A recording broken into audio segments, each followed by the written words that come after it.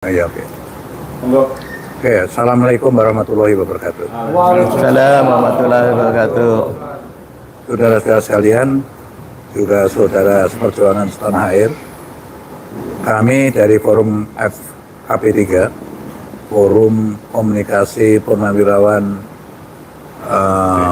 untuk Persatuan dan Pembaharuan. Ya. Terdiri dari ratusan orang, tetapi perwira tingginya kurang lebih hampir 200 orang. Pada hari ini kita konsolidasi di rumah kediaman saya, ya, lebih tepat lagi di Museum Bang Yos, ya, untuk menyikapi situasi dan perkembangan terakhir di tanah air, khususnya pasca pemilu tanggal 14 Februari 2024. Ya. Nah, apa yang kita hasilkan pada konsolidasi ini nanti akan dibacakan oleh Jenderal Purnawirawan Fahru Rozi, mantan Menteri Agama. Saya persilakan. Pernyataan FKP3 Forum Komunikasi Purnawirawan TNI Polri untuk Perubahan dan Persatuan dalam menyikapi Pemilu Presiden 14 Februari 2024. Assalamualaikum warahmatullahi wabarakatuh. Salam sejahtera untuk kita semua. Sehubungan telah terlaksananya tahap pencoblosan dalam Pemilu Presiden 14 Februari 2024, FKP3 menyampaikan hormat kepada seluruh rakyat Indonesia yang telah berpartisipasi dalam pemilu tersebut dengan penuh rasa tanggung jawab. Kami sampaikan juga hormat kepada jajaran pemerintah pusat, pemerintah daerah, KPU, Bawaslu, dan seluruh aparat keamanan yang telah melaksanakan tugasnya dalam pelanggaran pemilu presiden di seluruh wilayah Indonesia dan di perwakilan luar negeri, dengan beberapa catatan yang sangat perlu menjadi perhatian. Menyikapi perhitungan suara pemilu, kami sampaikan hal-hal sebagai berikut. 1. Kami akan menerima hasil perhitungan suara yang nyata atau real count yang diperoleh dari pemilu yang jujur dan adil. 2. Kami yang bercita-cita menjadikan pemilu 2024 antara lain sebagai momen memulai zero corruption, penegakan hukum tanpa pilih bulu, membangun sistem pengawasan kinerja pemerintah dengan mengefektifkan fungsi pengawasan DPR dan seluruh komponen rakyat yang kritis, memberi beberapa catatan sangat buruk terhadap pelaksanaan pemilu presiden 2024 sebagai berikut. Pertama, Presiden yang nyata-nyata bersikap cawe-cawe terhadap pelanggaran pemilu 2024 dengan mengerahkan aparat pemerintah mendukung pemenangan paslon 02 sangat menodai demokrasi di Indonesia. Kedua, pemunculan nama Gibran Rakabuming Raka sebagai calon wakil presiden 02 yang dilakukan melalui rekayasa hukum yang sangat memalukan dan langsung disambut oleh KPU tanpa lebih dahulu menunggu revisi peraturan KPU telah nyata-nyata telah mengkhianati konstitusi. Ketiga, penggunaan hukum sebagai instrumen politik untuk menyandera tokoh-tokoh politik agar mendukung paslon 02 selain merusak upaya pemberantasan korupsi, juga merusak sistem hukum dan politik Indonesia. Keempat, kecurangan oleh petugas-petugas KPU dan jajarannya, serta pendukung paslon tertentu yang dilakukan secara terstruktur, masif, dan sistematis, telah sungguh-sungguh mengkhianati demokrasi dan konstitusi, serta membahayakan eksistensi dan keutuhan Negara Kesatuan Republik Indonesia. Berdasarkan hal-hal tersebut di atas, kami bersikap sebagai berikut. 1. memprotes keras deklarasi pemenangan 02 yang dilakukan berdasarkan quick count yang bukan merupakan hasil resmi pemilu. Kedua, mendesak kepada yang berwenang untuk mendiskualifikasi Prabowo Gibran sebagai paslon 02 pada Pilpres 2024. Kemudian untuk menjadi pelajaran bagi semua pejabat negara, kami mendesak Presiden Joko Widodo dan semua penjabat yang telah merusak demokrasi dan hukum Indonesia secepatnya mundur atau dimazulkan. Semoga Allah Subhanahu wa taala, Tuhan yang Maha Esa, meridhoi niat baik kita bersama untuk membangun Indonesia sesuai cita-cita yang tercantum di dalam pembukaan Undang-Undang Dasar tahun 45. Assalamualaikum warahmatullahi wabarakatuh. Jakarta, Museum Bang Yos, tanggal 17 Februari 2014. Terima kasih. Bisa mengajukan pertanyaan sedikit Pak Jenderal? Ya, silakan. Yang hadir siapa aja dalam rapat ini? Sebetulnya anggota FKP 3 ini ada lebih kurang, jenderalnya ada lebih kurang 200 orang.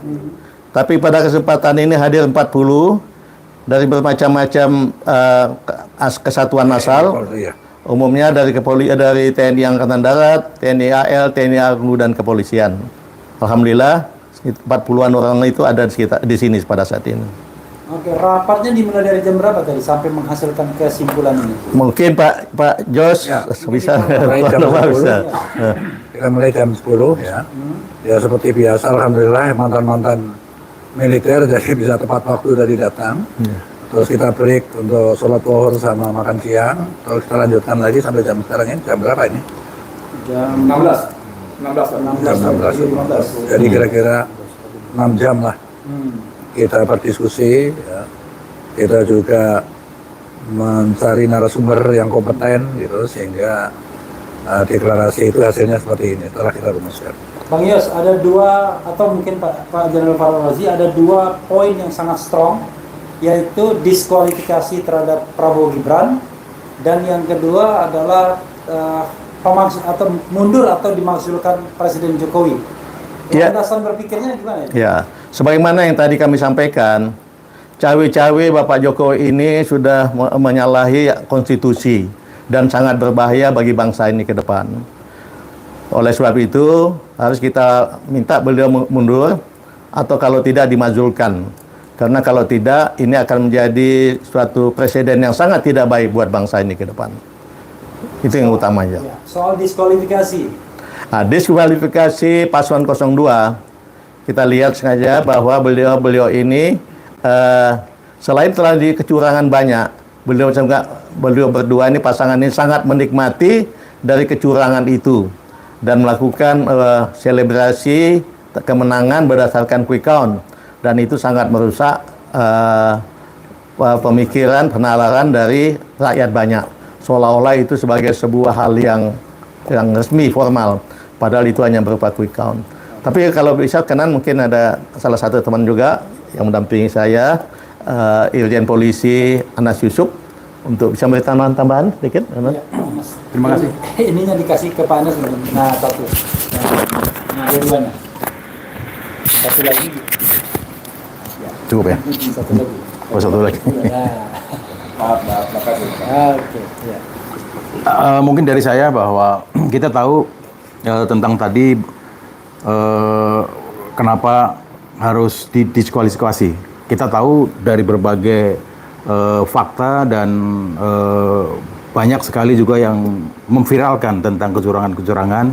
Tentunya ini juga merupakan argumentasi kita untuk bisa diskualifikasi. Termasuk pendaftaran pada saat Capres dan Cawapres 02 mendaftarkan, padahal waktu itu belum diputuskan tentang PKPU umur yang menjadi syarat menjadi wakil calon presiden. Mungkin salah satu itu. Saya dikit Pak Irjen, mohon maaf banget. Ini kan temuan di lapangan menunjukkan, mohon maaf ya, secara institusi kan Polri banyak dilibatkan nih. Sebagai senior di kepolisian, bagaimana perasaan Pak Irjen dan sikap Pak Irjen terhadap soal seperti ini? Pertama, saya selaku mantan anggota kepolisian ya, tentunya kita berpikir positif. Insya Allah mungkin tidak ada perintah untuk itu. Ya. Insya Allah, dan kita berpikir positif. Ya. Tapi di lapangan mungkin terjadi itu, ya bisa saja mungkin ada hal-hal yang deviasi perintah, kita tidak tahu. Yang jelas kita mengharapkan bahwa TNI dan Polri khususnya Polri, tentunya masyarakat mengharapkan kita netral dan justru kita menjunjung tinggi hukum yang ada di Indonesia ini. Satu keprihatinan kita soal mengungkapkan kecurangan. Kan Bapak-Bapak Jenderal yakin bahwa kecurangan itu sudah berlangsung secara TSM, terstruktur, sistematis, dan masif. Iya, betul. Dan biasanya problem utamanya adalah menghadirkan saksi kalau seandainya kita harus menghadirkan saksi di forum apapun. Tapi kan keamanan saksi itu juga menjadi problem. Ya. Mungkin dia takut sama polisi yang bisa memperkarakan, atau takut dengan TNI kalau TNI-nya terlibat. Bagaimana tanggapan Bapak-Bapak sekalian tentang hal itu? Saya jawab dulu. Mungkin itu salah satu fungsi FKP 3. FKP 3 ini kan purnawirawan TNI dan Polri. Kami ikut mengamankan mereka, dan kami tekankan kepada mereka tidak usah takut, kita negara hukum. Di negara hukum tidak ada orang bisa berbuat sewenang-wenang. Dan kami tahu hukum, kalau ada yang melakukan sewenang-wenang itu pasti kami akan mengambil langkah-langkah hukum juga, dan insya Allah itu membuat semua merasa akan lebih aman. Itu dari saya. Gimana? Berarti ada jaminan perlindungan. Ya, pasti. Pak Jenderal, sedikit, ini hari ini, siang ini sifatnya apa? Petisi, pernyataan, atau apa? Satu. Yang kedua, jika seruan seperti ini yang sangat luar biasa, patriotik ini diabaikan juga oleh kekuasaan, apa yang akan dilakukan? Langkah-langkah berikutnya. Pak Nuh, bisa. Iya. Ya.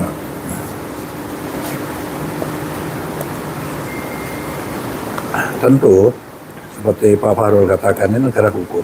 Jadi sudah menjadi hak warga negara siapapun, apalagi di alam demokrasi, untuk menyatakan pendapatnya. Nggak ada masalah, dan itu harus aparat harus menjamin keselamatan dia.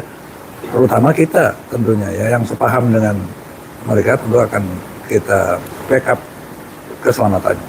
Nah, maksud saya kalau seruan seperti ini diabaikan juga oleh kekuasaan, langkah apa yang akan dilakukan? Ya, kita justru khawatir kalau ini nggak direspon, akan terjadi perlawanan yang lebih keras, dan itu merugikan kita semua. Betul. Bisa terjadi people power kan. Itu karena itu indikasi kan sudah ada. Saya ngalami tahun 98, itu hanya mahasiswa saja. Sekarang mahasiswa dengan para guru besarnya sudah kompak semua, dan itu di banyak universitas. Itu kan indikasi yang kita baca bahwa ini kerawanan gitu. Karena itu kalau ada komplain dan diutarakan juga sesuai norma hukum yang berlaku, ya harus direspon, itu wajib hukumnya. Oke, cukup. Ya. Terima kasih. Bapak-bapak semuanya. Terima kasih. Sama-sama. Wassalamualaikum warahmatullahi wabarakatuh. Waalaikumsalam warahmatullahi wabarakatuh.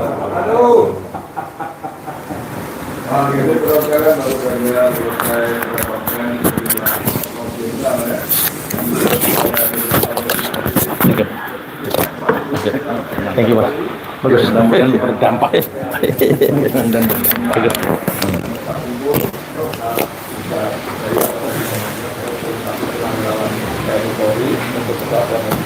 perubahan. Mudah-mudahan ini akan dapat sanksinya dari kekuasaan penguasa. Seperti Pak Jenderal katakan, jika diabaikan juga maka dikhawatirkan beberapa hal yang lebih buruk. Kemarahan akan meningkat dan akan mencari tawaran dari itu. Saya Mulyadi minta keren untuk mencari tahu. Waalaikumsalam warahmatullahi wabarakatuh. Karena saya mendahulukan Edi Mulyadi, maka penutupnya terakhir saya. Ya, saudara sekalian, tadi press conference dari FKP 3 ya, Forum Komunikasi Purnawirawan TNI Polri untuk Perubahan dan Persatuan. Ada ratusan perwira tinggi yang bergabung, dan 40 diantaranya berpangkat jenderal, baik bintang 1, bintang 2, sampai bintang 4. Bintang 7 nggak ada bintang 7. Sebagian memang sudah pulang karena rapat dimulai pukul 10 dan alhamdulillah sudah menyampaikan satu pernyataan pers, statement, dan ini di tempat kediaman Bang Yos. Dan mudah-mudahan seruan ini bisa didengarkan oleh komponen society, siapapun yang cinta kebenaran, keadilan, dan pemilu yang jujur dan adil. Karena kita menginginkan agar hasil itu adalah yang sebaik-baiknya, yang sejujur-jujurnya, terlepas siapapun yang akan dinyatakan sebagai pemenang. Itu saja saudara sekalian. Terima kasih Bang Yos, terima kasih Pak Jenderal Fahrul Razi. Mudah-mudahan perjuangan mendapatkan kebenaran. Wassalamualaikum warahmatullahi wabarakatuh.